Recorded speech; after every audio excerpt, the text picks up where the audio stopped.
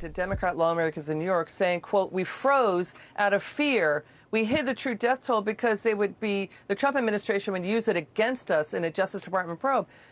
So that's what was President Trump at that time. Critics are saying he was totally right about what happened. Do you think the Biden administration is going to go after this? Growing calls for a federal investigation into New York Governor Andrew Cuomo's handling of the coronavirus pandemic. This after a top aide reportedly admitted his administration withheld data on nursing home deaths over concerns of how the Trump White House would respond. We have Team Fox coverage on both stories. Chad Pergram and Mark Meredith all standing by. But we begin with Alex Hogan covering the latest fallout in New York. Alex.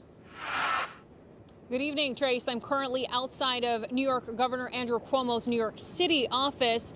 Now, we've seen 16 times the Senate Republicans have tried to rid Governor Cuomo of his pandemic emergency powers, and all of those have been unsuccessful. But now, for the very first time, 14 Democratic state senators are joining Republicans, and in a message that they released last night, they said in part the emergency powers that had been granted to the governor to manage this pandemic are no longer needed and must be reevaluated immediately. The blowback over nursing home death cover-up allegations stemming from a call this week between New York's Democratic lawmakers and the secretary to the governor, Melissa DeRosa. DeRosa allegedly admitted that the Cuomo administration has been withholding the true number of deaths. DeRosa later clarifying in her statement, saying, "When we received the DOJ inquiry, we needed to temporarily set aside the legislature's request to deal with the federal request first." Some lawmakers, however, calling these actions premeditated.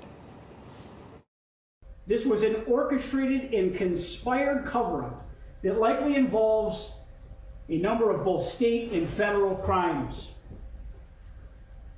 It's very clear that this involves obstruction of justice. On Wednesday, the state revealing the death toll is actually 15,049 people. Now, that's up from the nearly 9,000 deaths the health department reported at the end of last month. A separate report obtained by the Associated Press shows that the governor's order released more than 9,000 recovering COVID-19 patients into nursing homes. That's up 43% from numbers originally reported by the state health department. All of this, of course, comes just weeks after another investigation by the state attorney general, Letitia James. Trace? Yeah, the death toll numbers are astonishing and heartrending. Alex Hogan live for us in New York. Alex, thank you. Bipartisan push that New York Governor Andrew Cuomo stepped down. Growing calls from lawmakers that he be impeached, that he resign, be stripped of his emergency powers, and potentially be even criminally prosecuted for that stunning and possibly criminal abuse of power.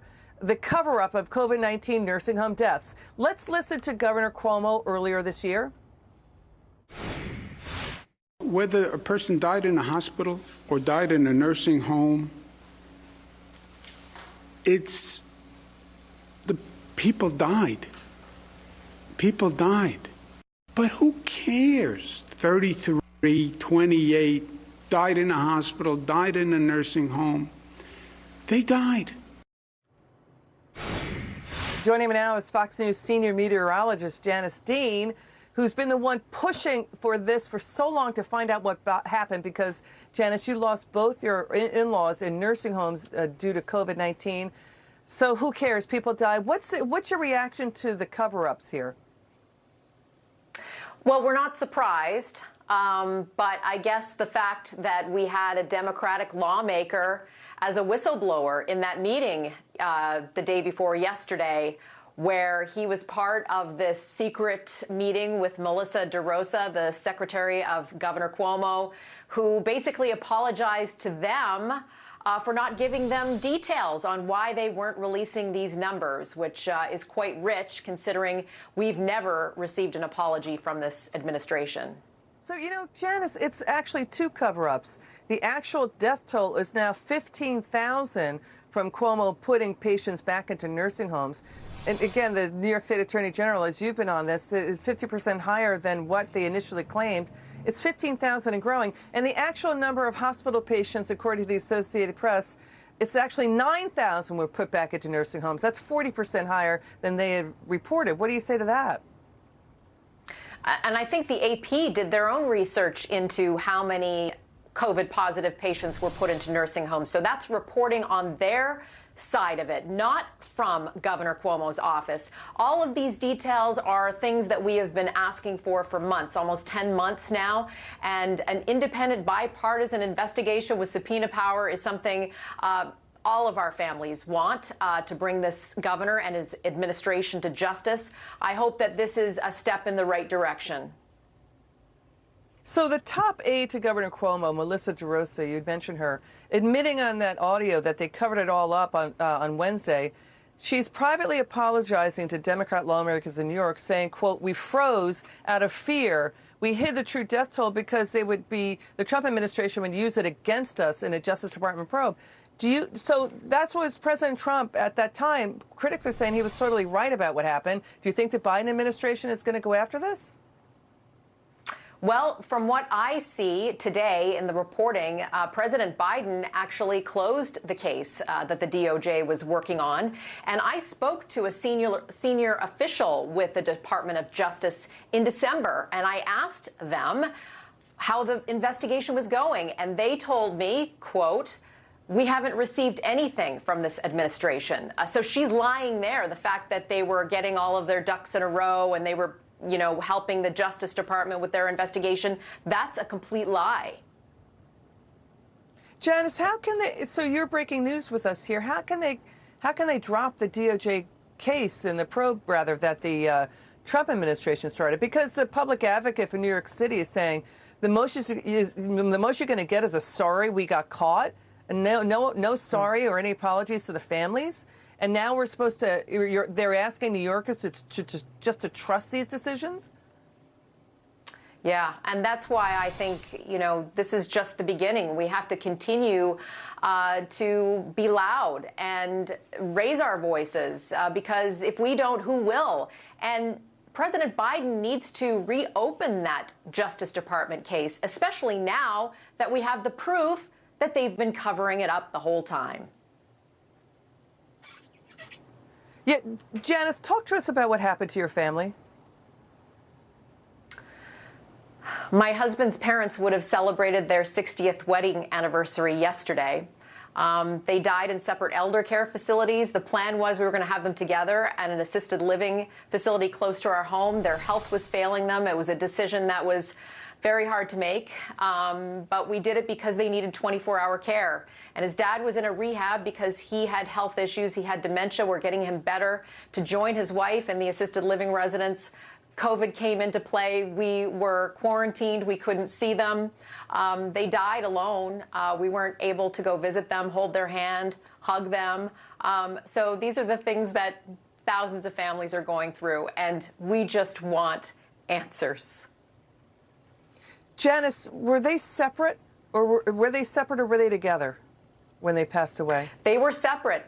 They were separate because Mickey was getting rehab. They were getting him in better shape to join Dee, but COVID came in before that happened, and so he died in his nursing home facility, and my husband had to deliver the news over the telephone to his mom that her husband had died. And then she died 2 weeks later. She got COVID in her assisted living residence and died in the hospital.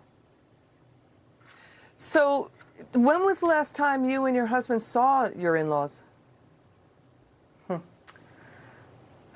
Well, we lost Mickey at the end of March, and we lost Dee the second weekend of April. We saw them before the quarantine, which was in early March. We saw Mickey and we saw Dee, and we were hoping to have them together. My husband talked to his mom and dad every single day, and when he drives home from work, he still feels the urge to call them. It's so harrowing, and it's so disturbing what you and your family have This morning, growing fallout for New York Governor Andrew Cuomo and his administration over withholding COVID death toll numbers in nursing homes. His top aide, Melissa DeRosa, telling Democratic lawmakers this week on a private call, "We froze," concerned that the information was going to be used against us after receiving a request from the Department of Justice last year. Those comments, first reported by the New York Post, sparked immediate backlash among lawmakers on both sides of the aisle. Democratic State Senator Andrew Gennardez tweeting, "This is a betrayal of the public trust."